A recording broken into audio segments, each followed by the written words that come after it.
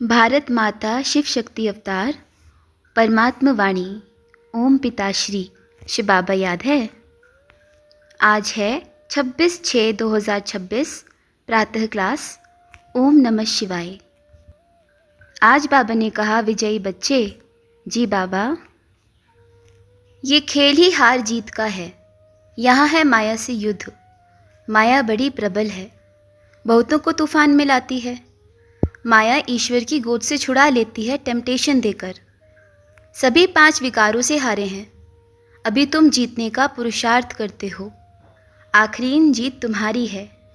ओम नमः शिवाय। बच्चों को पहले पहले समझानी देनी है बाप की।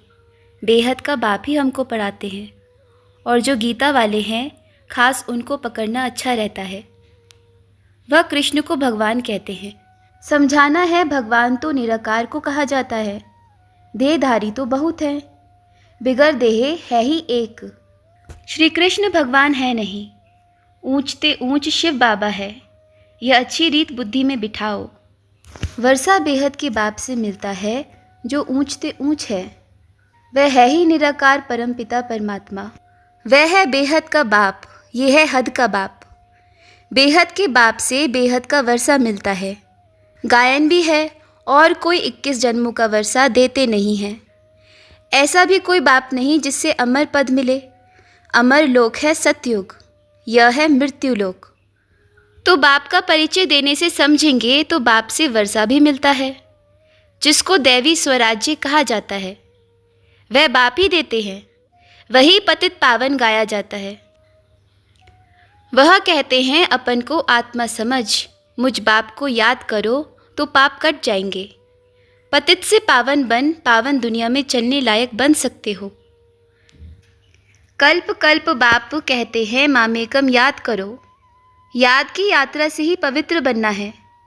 अभी पावन दुनिया आ रही है, पतित दुनिया विनाश होनी है। पहले पहले बाप का परिचय दे पक्का कराना है। जब पक्का बाप को समझ जाएं, तब समझें बाप से वर्षा मिलता है। इसमें माया भुलाती बहुत है। बहुत कोशिश करते हो बाबा को याद करने की, फिर भूल जाते हो।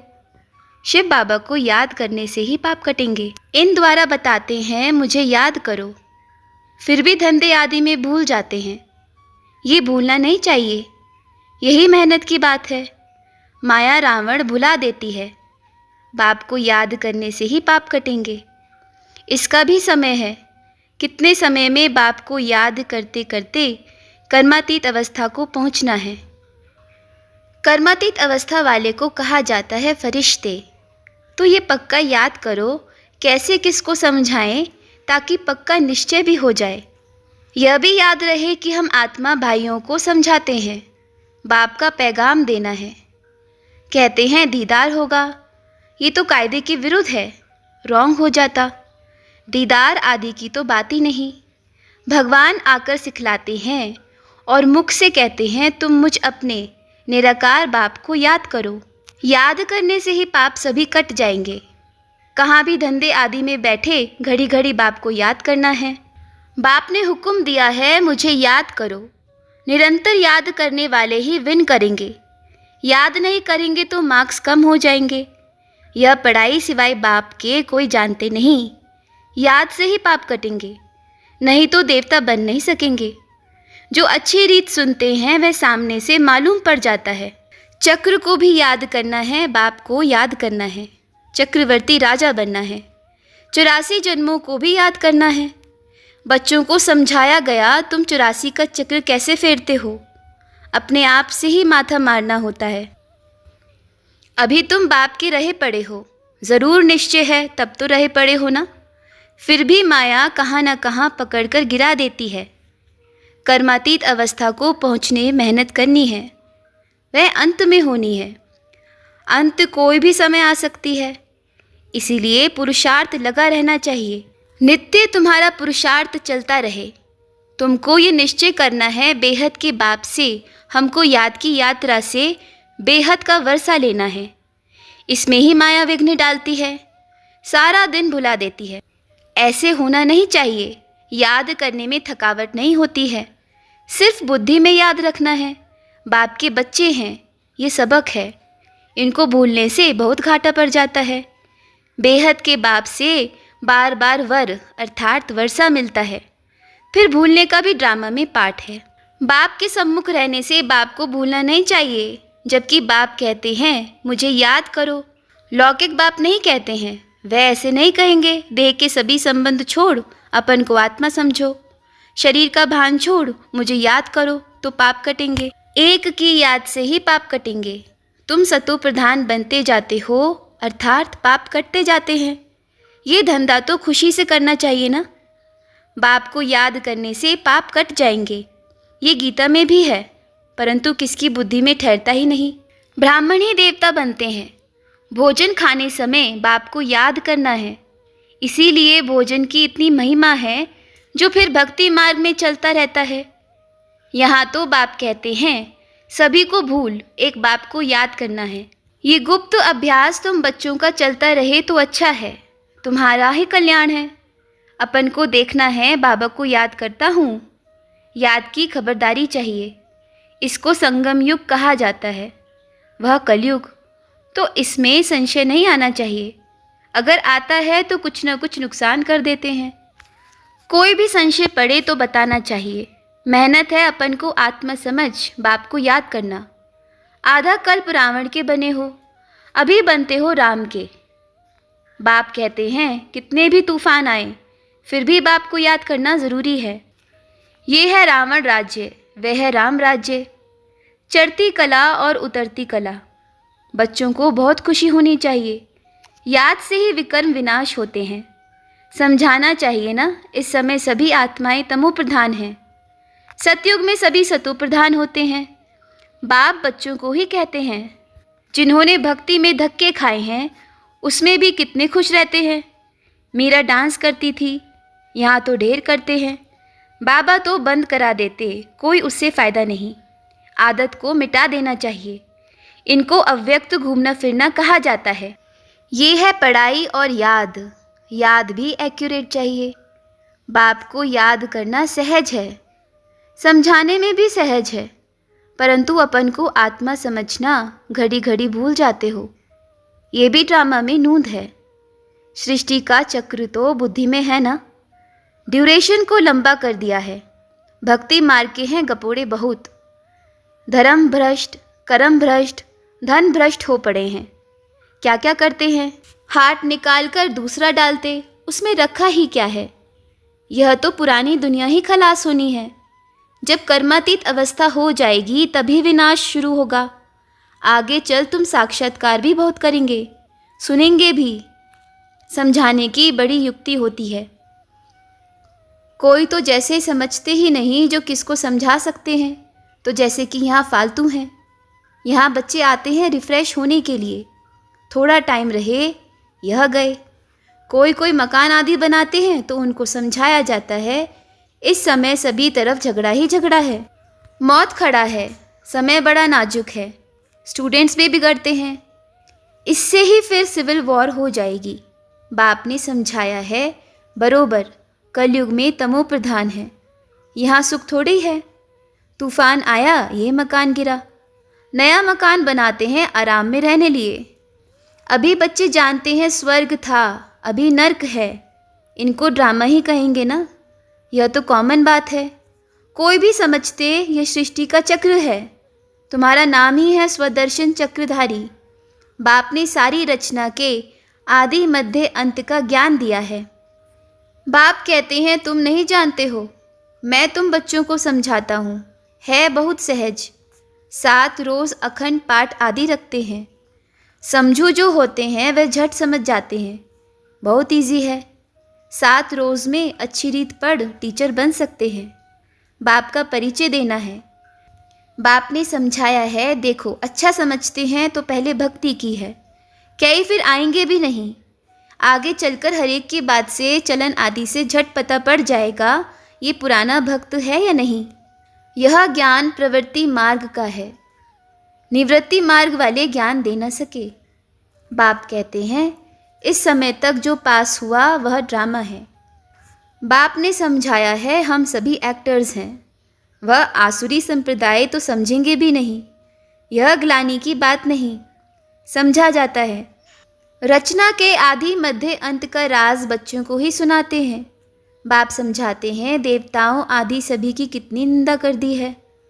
कोई निंदा करते हैं तो उन पर डिफेमेशन का केस चलता है। बाप कहते हैं तुमने भी निंदा की है तो देखो तुम्हारी क्या हालत हो गई है।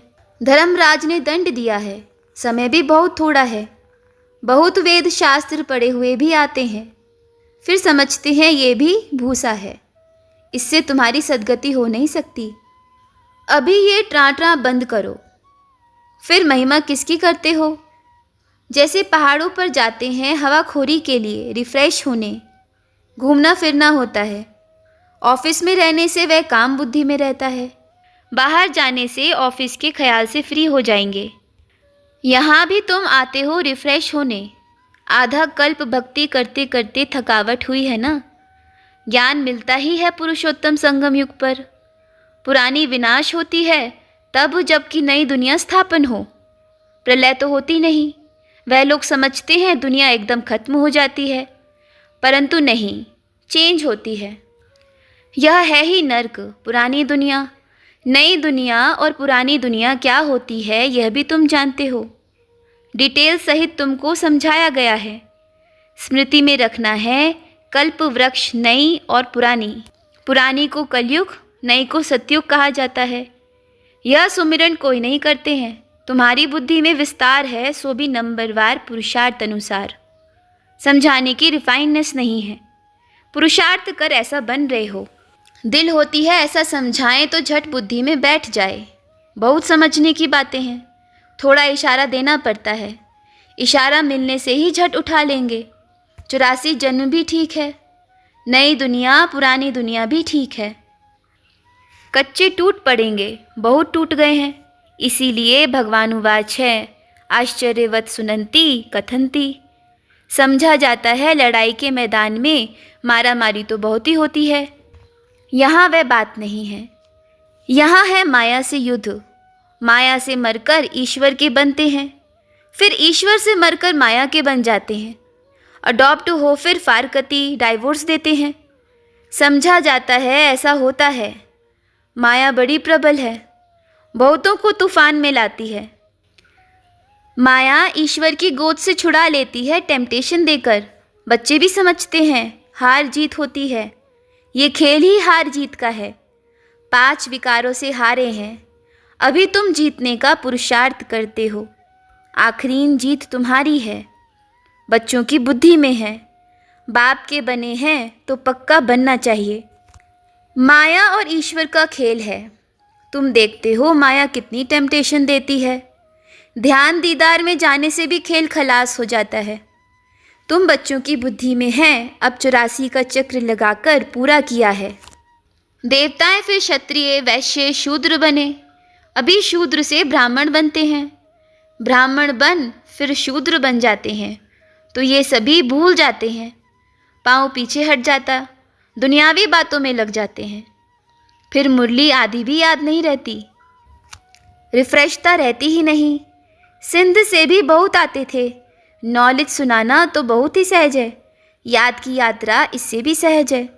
ये पढ़ाई है, इसमें कितने सब्जेक्ट्स होते हैं।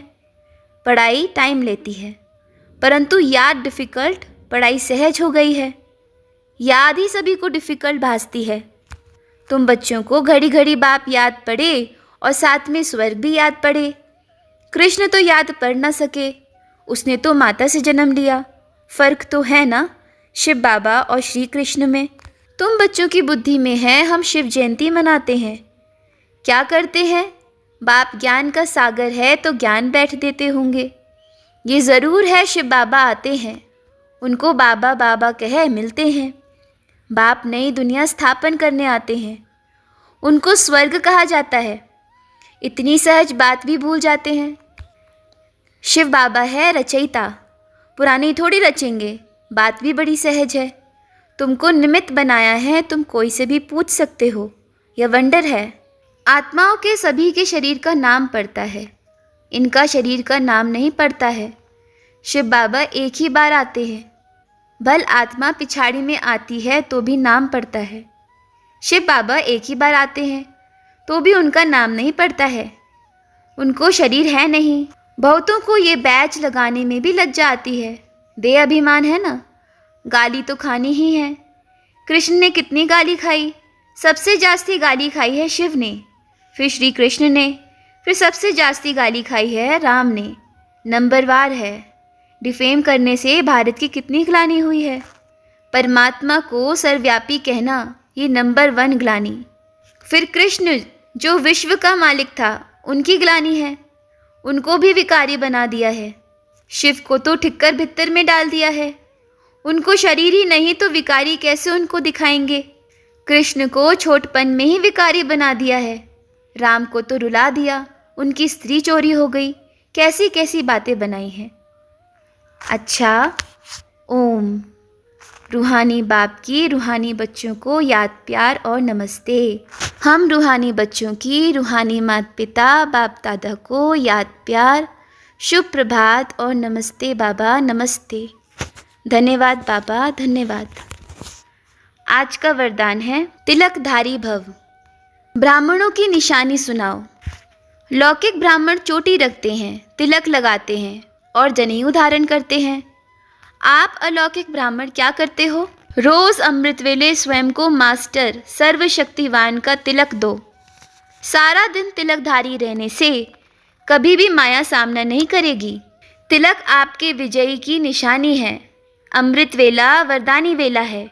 जितना अमृत वेले का महत्व रखेंगे उतना ही महान बनेंगे।